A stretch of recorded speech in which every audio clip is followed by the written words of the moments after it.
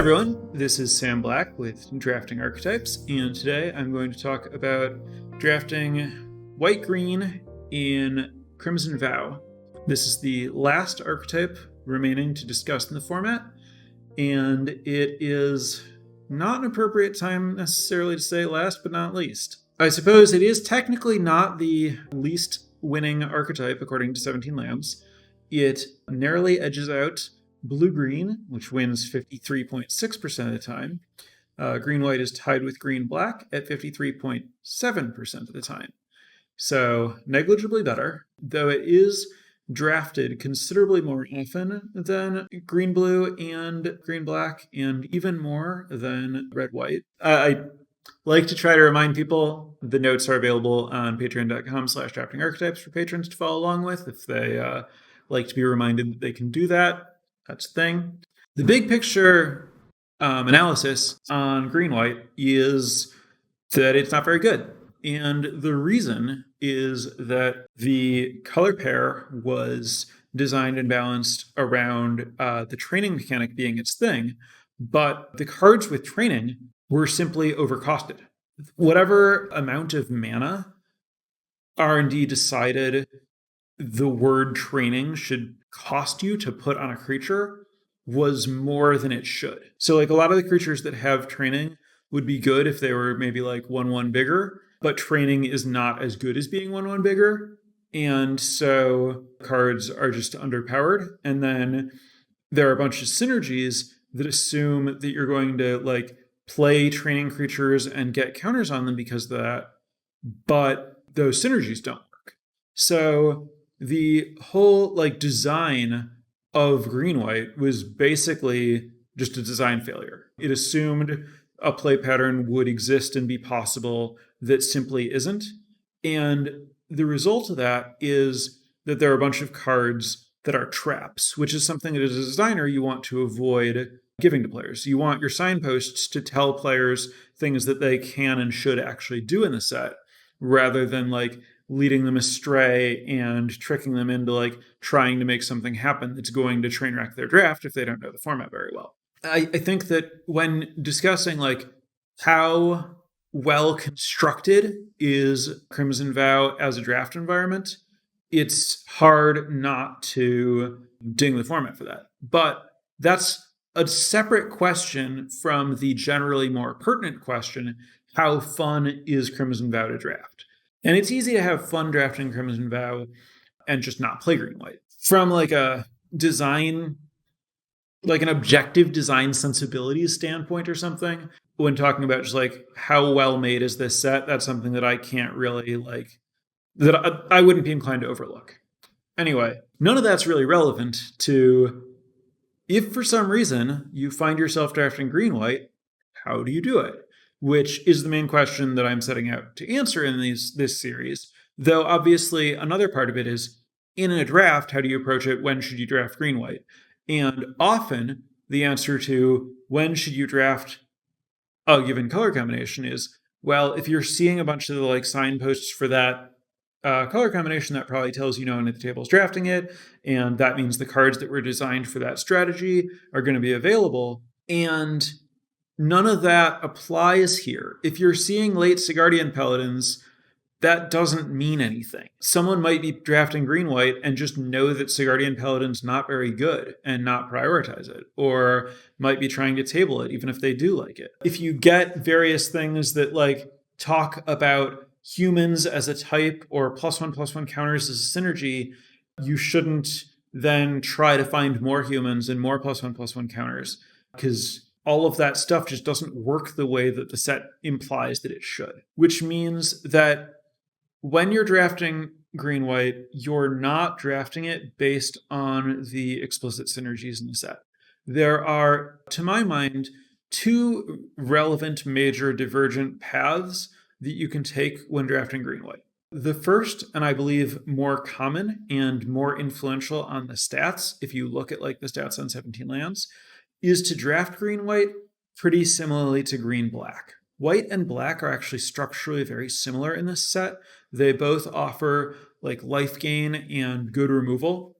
And you can pair either one with green cards as a way to just kind of like hang out and cast large creatures and answer your opponent's stuff, and then expect your large creatures to beat your opponent's remaining creatures after you kill their best creatures with your white or black removal. You can just prioritize the removal that's available to you. Wolf Strike, Sigardian Imprisonment, and Fierce Retribution, and just play green-white as like a mid-range big creature deck.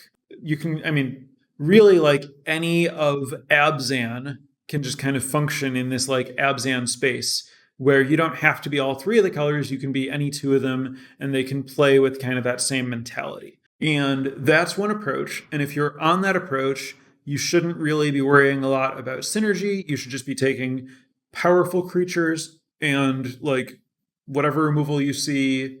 And if you're in that space and you like to reference the stats to help you with your drafts, you can certainly, just like reference the win rates of the cards in green-white on 17 lands, basically follow that, and it'll basically tell you, here are the cards that are kind of just like independently like low synergy, better in green-white.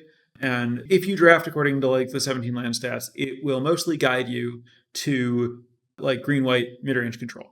I don't think that that's a good way to draft green-white unless you have really powerful cards. Ideally, that means some of the super, super strong green-white bombs, or green or white bombs, like a Rook Caretaker and Catilda and stuff like that. Something where you have a reason to play this longer game where you're, answering your opponent's stuff and just, playing Magic, playing, normal, limited, whatever.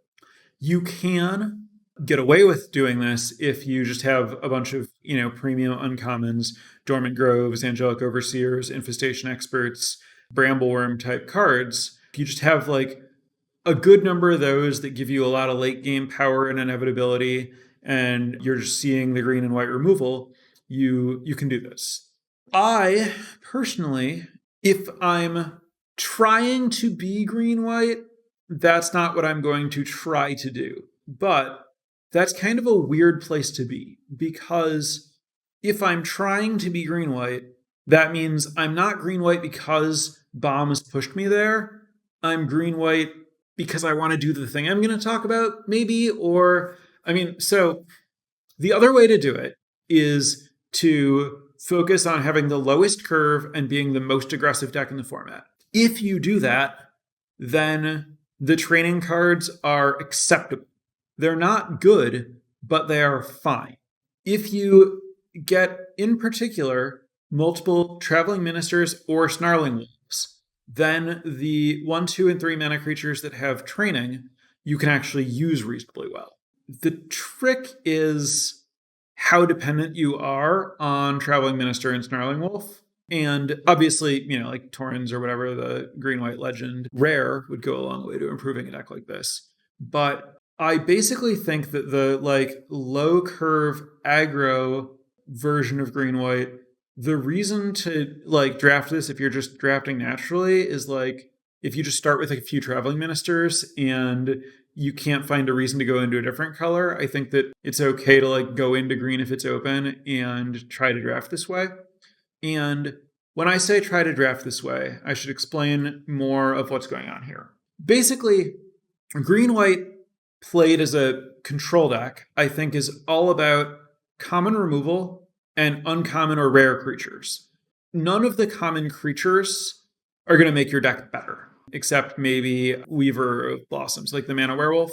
And I guess Sporecrawler is probably pretty good. But like basically, you're just trying to play the like strong uncommons and common removal and trying to win on your like card quality. And the way that you're going to have better card quality than your opponent is because like a lot of uncommons in your colors happen to be passed to you because other people are trying to avoid green or whatever. If you're trying to win the game with commons and you're trying to draft green-white, then you want a low curve and a lot of tricks. That raises the open question, why would you try to do this? And the answer is, well, in my experience, I was trying to do it because I was about to record a podcast about green-white, and I wanted to see if my theory about how to draft an aggressive green-white deck would work. And I would say that it played out. I did 2 drafts this way. I went 6-3 in one and 2-3 in the other. The one that I went 2-3, my losses were all I was tight enough on land that I couldn't double spell, and my opponent didn't stumble. They basically were just able to spend more mana than me because they drew more lands than I did, and they started early, and so I couldn't like get ahead and pressure them, and then I just like had too many cards stuck in my hand. You could play more lands to try to avoid that problem, but I think that would be a mistake. I think the purpose of the deck is to have a lot of like cheap spells and leverage casting multiple spells per turn. And if you go to too many lands and too many cheap spells, your deck as a whole is too low impact and you just run out of stuff to do in too large a portion of the games. You want to draw like 4 lands so that you can double spell properly, and you care about like drawing 2 of each of your colors so that you can like double spell in either color or whatever. But not all your draws are perfect in Magic, and this is a deck that like needs to curve out pretty well to like capitalize on what it's trying to do. And it's very, very, very good against people who stumble a little bit, but if your opponent's draw is good, you might have problems. The philosophy here, there's a lot more to say about how to draft this deck if you want to try to do this. I specifically target precisely 15 lands, 15 creatures, 7 tricks, and then 3 flex slots for like removal or auras or equipment or something like that. And that is basically just like copy pasted formula from a way that I have had in mind to draft green whites for 20 years. Like I drafted Mirrodin Darksteel exactly this way a lot, and really liked the way that played. And it just kind of works in formats with solid tricks and random, like 1 and 2 mana green and white creatures. And this format does actually have legitimately good tricks. Massive Might, Adamant Will, and Witch's Web play pretty well here. They all give you relevant abilities in addition to the stats, and those relevant abilities, having like a lot of access to all of them, lets you like leverage those things pretty well. Then like Minister is like a great card for making sure that you can keep attacking with your little creatures so that they don't get blanked. Snarling Wolf just has like built-in pump spells, so it can punch above its weight class and turn on your training stuff. Even Unholy Efficient is very good to, if your flex slots are equipment or auras, it uses those really well. Also, when your curve's super low, sometimes you like don't have anything to do late game, and it's really convenient mana sink. So Unholy Efficient actually plays quite well in this deck. And then when you're prioritizing all these like 1 and 2 mana creatures, it's honestly just not that bad to pre-combat cast a pump spell on a creature to put counters on your training guys when you know that you're going to get through, or you're forcing your opponent to trump block or something. So when I'm in this deck, I'm specifically prioritizing pump spells over removal. Like I'll take Massive Might, Witch's Web, and Adamant Will directly over Imprisonments and Wolf Strikes when they're in the same pack, because I want to be able to use, first of all, casting 2 spells in a turn is huge. Second, I want to be able to use these to put counters on my training creatures. Third, and most importantly, I want all these to double as burn spells.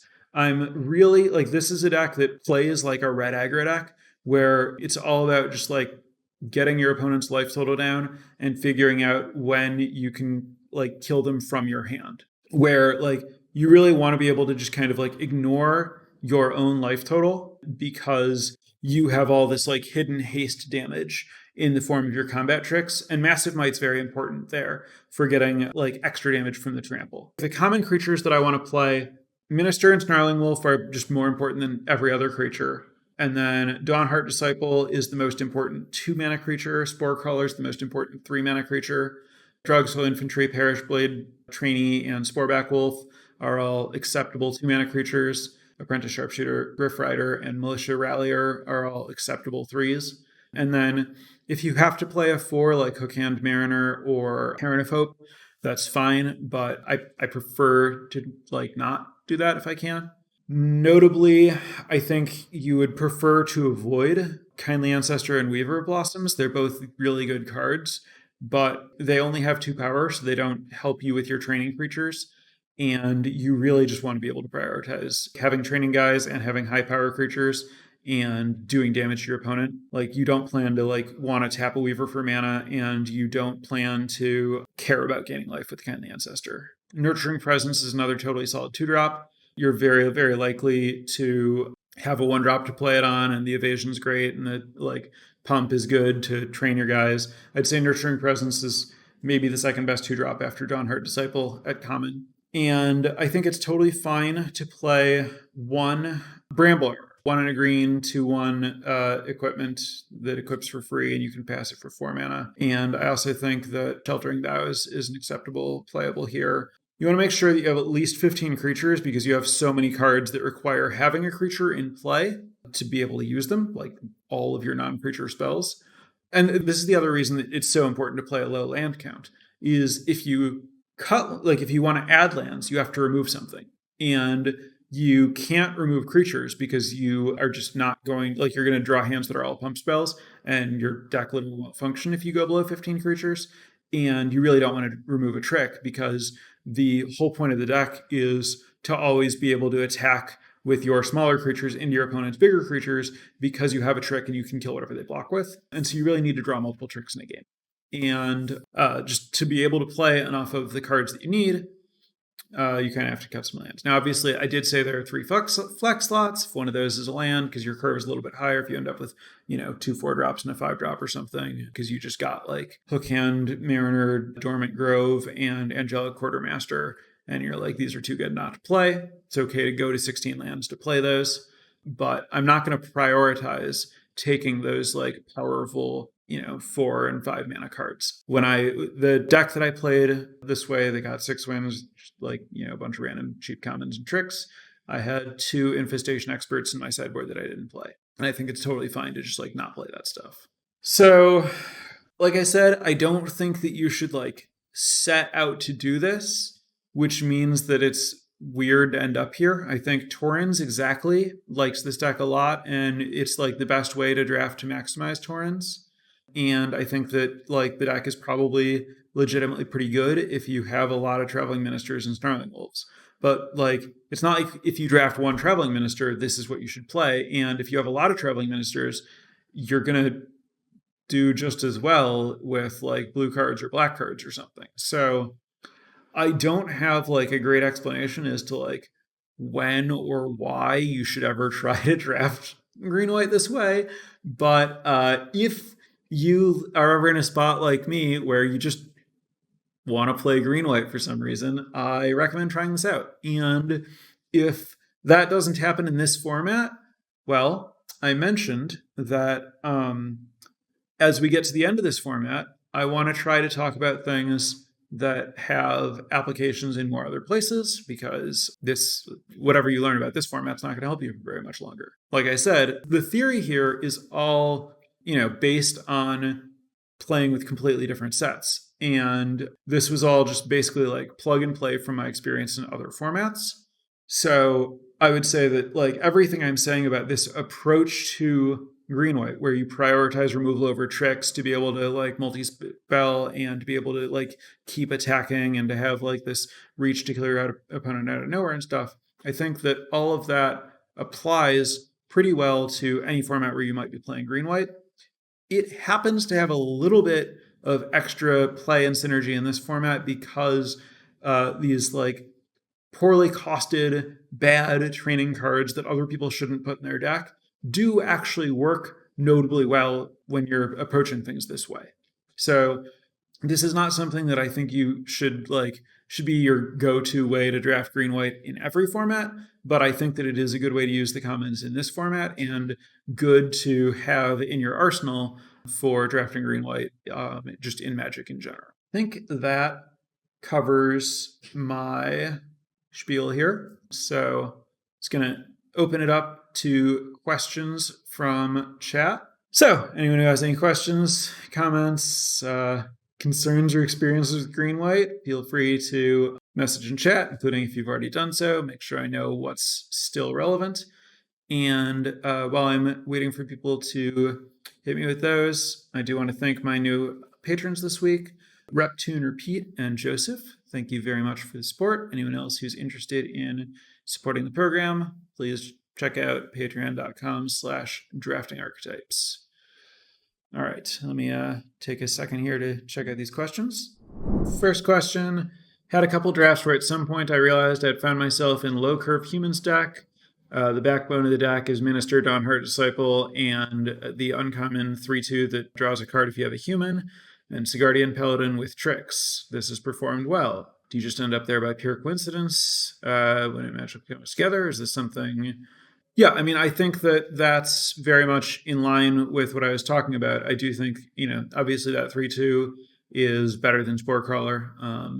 So that would be a great uncommon for the deck. And as I mentioned, Dawnheart Disciple and Traveling Minister are like the best 1 and 2 drops. So yeah, what you're describing is very much the core of this deck. And I do think that like seeing a bunch of those cards in particular is what would get you there. And I mean, like, yeah, basically, like, if this is in your playstyle, I think that it's very reasonable to just be like, all right, the good humans cards, take them over like other filler type cards if they're there, and some portion of the time that's going to lead me to green white and like draft it this way. And I think that it will, my experience with this archetype was like hard forcing it for no reason. I think if you were getting into it because the cards are actually there, your results should be better on average. And my experience with hard forcing it for no reason was still to like end up with a playable version of the deck. So I think like if it's actually open, if they're actually good uncommons for the deck that you're seeing, I really don't think it's a bad deck to draft. It's a hard deck for me to figure out like what gets you into this and why. And so to your experience about like, does it just magically come together? At least for me, the way that I prioritize cards in this format, yeah, that's what would have to happen because I just value other stuff more. If this deck is very much to your playstyle, I would say try it out, figure out if you want to like try to put yourself there more often. Wouldn't necessarily be wrong. Next up, thoughts on Ceremonial Knife in this archetype. Is it good enough to take a flex slot? Yeah, I think it's fine to play Ceremonial Knife instead of a different piece of equipment. I think Ceremonial Knife is probably about as good as Bramble Armor. What is specifically green-white about the formula versus, say, green-red or red-white? So basically the primary strength of red is usually that it has good removal. So the tricks and creatures are a little bit worse. They have a little bit less power, cost a little bit more mana. The tricks are a little bit less flexible, and the removal is just like more of a strength of what you're doing. When that's the case, you just like draft slightly differently. I mean, it is certainly possible to draft trick heavy versions of red green or red white. I would say like with red white aggro and Kaldheim, for anyone who remembers that podcast, there's the discussion about like which of the red white aggro decks are like tricks based decks and which one are equipment based decks. And you certainly could lean into tricks. In this case, I think it's really just like Minister and Snarling Wolf support the like training plan better than Epicure. Massive Might, Adamant Will, and Witch's Web are all just like better cards than Sure Strike. And like Dawnheart Disciple is like has better synergies with like the 3/2 that draws a card human than like the red 2-drops do. It's you can certainly have a similar mindset with red cards, but the cards are just like, a fraction of a point better at doing this exact thing when they're the green and white cards. The assumption here that I have a lot of evidence to inform my style of 15 creatures, 7 tricks, curve stops at 3 across just various experience in Magic, which is roughly accurate. And the question here is, what makes you more interested in playing 4 or 5 drops? The answer is that I don't want to play 4 and 5 drops if I can avoid it if I'm trying to play 15 lands. And like I said, with this archetype, trying to play 15 lands is about consistently making room for the other stuff that I want and being able to have a really low curve and not flood out or run out of stuff to spend my mana on. Like, basically across the board, Magic is kind of fundamentally about maximizing your ability to spend mana over the course of however long a game is. And I think that you will, in general, be able to spend more total mana across the course of a game with 15 lands and no 4 drops than with 16 lands and some 4-drops when you're playing a bunch of 1 and 2 mana creatures and tricks. If I'm playing 16 lands, then I'm more comfortable with some 4-drops, maybe a 5-drop. If I'm playing 17 lands, then I'm comfortable with, like 4-drops, 2 5-drops kind of range. I think that the biggest factors there are just number of lands you're trying to play and then how strong the 4 and 5-drops are. And the thing that should most inform whether it's correct to play the extra lands, to play the extra expensive creatures, is really like how aggressive is your deck? How quickly can you count on ending games? If you have the like good trample tricks and like 5 1-drops and aggressive 2-drops, such that you're like, yeah, I'm just going to be able to kill someone with my cheap cards because these things like do a lot of damage and participate in combat well, then I don't want to like go to more expensive stuff. But if my cards are a little bit weaker, a little bit worse at pushing through, I maybe end up with like Drog Skull Infantries and Sporeback Wolves that are a little bit worse at pushing damage than Dawnheart Disciples. I maybe end up short a few tricks, and I realize, oh, these 2-drops aren't going to be able to attack once my opponent just like plays a 3-mana creature, and I'm just going to have to sit here. I'm going to need a little bit more power to actually be able to close the game. So basically, like, if you're trying to be an aggressive deck, you need to think about like realistically, are the cheap cards that I have high enough impact to win a game? And then if they're not, if I put more total power in my deck by going higher up the curve, will that let me win a game? And it's very easy actually for the answer there to be yes, if your cheap cards aren't good enough to end the game. But I guess the point of my suggestion is to say, if you really lean into it, I do think that it's possible to get enough power to end the game in your 1, 2, and 3 mana creatures by very aggressively combining them with tricks. Do there happen to be any creatures you think play well with pump spells the way that Fearless Liberator did in Kaldheim? So that would be creatures that particularly punish or incentivize blocking, like ones that ask your opponent to block them so that you can use your trick. I mean, obviously, Kindly Ancestor does, but not in a way that you care about, because you want to avoid caring about your life total. You don't really have access to Trample. You don't care about Lifelink. You don't really have First Strike. You don't have Menace. Color combination is actually remarkably bad at keywords, which is part of why it's weak. Normally, like, if a color combination is based on putting +1/+1 counters on things, you would think that it would have more creatures with keywords to get more value out of those +1/+1 counters, and it just kind of doesn't. There's like a little bit of flying, a little bit of reach. It's very reasonable to like think about and look for the thing that you're asking about and looking for, but this format's really bad at providing it. The best answer is training, where it's just like, oh, if you don't deal with this, it's going to get out of hand. I have to make this like bad attack to grow my creature. And then they're like, oh, cool, I'll punish you for making this bad attack to grow your creature. And you're like, haha, I had a trick. The main thing that tricks do here that's like exceptional in any way is just like let you get a training counter where you otherwise wouldn't by playing it before you attack, which is not a good way to use tricks anyway. So, I mean, my answer is no, in a way that's a little bit problematic, and part of why this deck isn't like more good or a higher priority. Like if the format actually had creatures that used tricks particularly well, then this might actually be a thing that more people did, or that I saw more of a reason to do. Next question. It feels like most of the cards for the load of the ground deck can be found. Yes, they're all pretty late picks. Does that make Pack 1 Pick 1 Torrens a reason to force it? Yeah, I think that, like, yes, I think Torrens is a very strong card. I think you'll have a consistent deck around it if you take it. I think that I would describe it more as a reason to move into it than to force it. I would still want to have, like, a little bit of flexibility if, like, someone's in my color, I'd want to get out of it or something. Like, I don't think Torrens is so good that you should just go full blinders.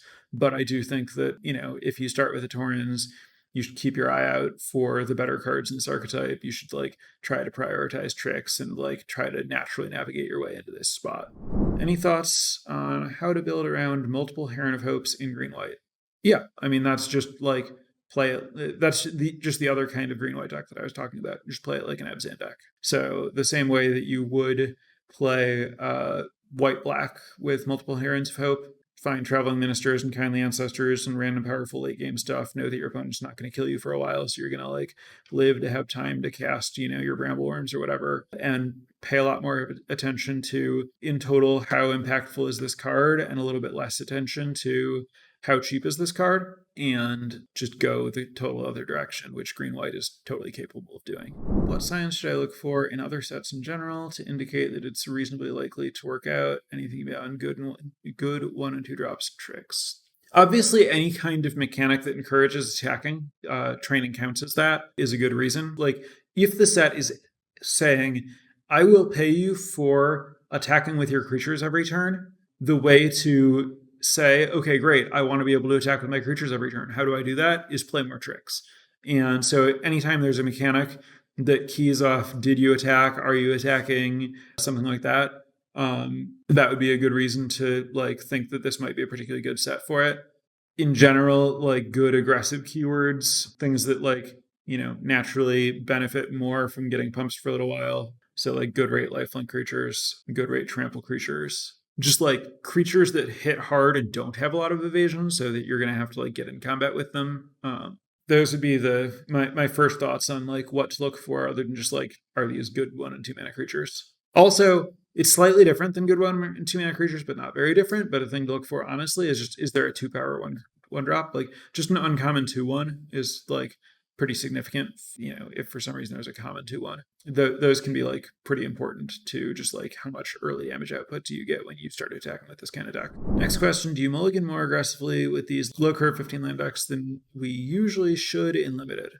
Well, you definitely don't want to mulligan more than you should. But does this deck mulligan more than other decks? Yes. Yeah, I would say it does. You're less concerned about like, this is very much on the tempo rather than nutrition side of the coin. Like you're about ending the game quickly. If you have like a handful of pump spells and no creatures, you basically can't keep it because you're not going to get in any of the early damage that's going to get your opponent in range of like finishing them off. Also, it's very, very hard to keep a hand that only has 1 color of mana because you want to know that you can just like use your cards in a timely fashion. So yeah, these decks do kind of struggle with needing to mulligan a little more aggressively.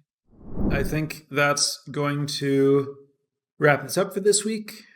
Next week will be right before the release of Double Feature. I'm going to try to do a podcast about something relating to Double Feature. I'm not sure if that's going to be anticipating Double Feature on Wednesday, or if it's going to be right after like first impressions after playing with Double Feature, recorded a little bit later in the week. So just follow me on wherever you might see announcements from me, my stream, Discord, Twitter, for an update on what's going on with that, when I'll be recording it. But having finished up Crimson Vow, I will be moving on to saying something or other about Double Feature for next week. So for anyone who's interested in trying that format out on Arena or in paper, I think there are a lot of cool interactions between these sets. I did play with the 2 sets together a little bit in the sealed decathlon event on Arena, and found it pretty fun and interesting. So I'm looking forward to diving into Double Feature at least a little bit myself. So that's where we're going to be for next week. Thanks for tuning in, everyone, and I'll be back with more then.